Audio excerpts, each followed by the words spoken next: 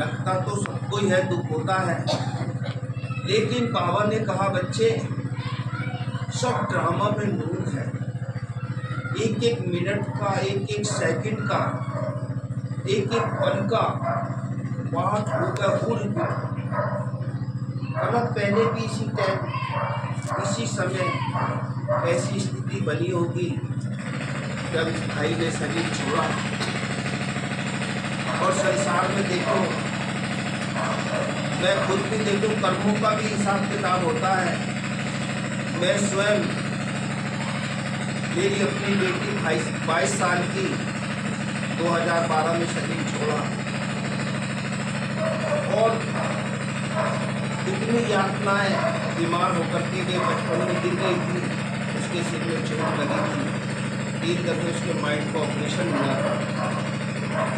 तो शरीर, कोई भी आत्मा बिना वजह, क्योंकि बाबा ने कहा कोई भी वजह बिना कारण की नहीं, कोई ना कोई कारण समाया हुआ है और कारण की वजह से ही संसार के अंदर देखो, रावण था ना, रावण कहता था, अपनी मार्ग में दिखाते रावण को कि मैं अपने जीते जी 3-4 काम ऐसे कर जाऊंगा कि दुनिया मुझे याद करे,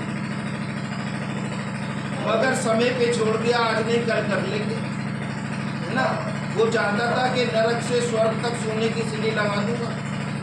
तो स्वर्ग में मर के जाने कहते ना, मरने जो जीते जीते स्वर्ग मिलता नहीं, मरने के बाद ही मिलता है। वो कहते जीते जी स्वर्ग में चले जाएंगे, ऐसी सीढ़ी बना। उसने कहा ऐसा काम कर जाऊंगा कि पानी में कभी काई नहीं लगेगी और पिता के कंधे पर कभी बेटे का जनाजा नहीं जाएगा, बेटे की अर्थी पिता के कंधे पर नहीं जाएगी। तो ऐसी 3-4 बातें, लेकिन समय निकल गया, कल के ऊपर छोड़ दिया, कुछ नहीं किया ना। इसलिए ये शरीर जब छूटता है ना, तो देखो कितना ही महंगा पलंग हो, कितना ही सब कुछ हो, मृत्यु के बाद कह देते हैं एकदम धरती को इसे नीचे उतार नीचे निकाल।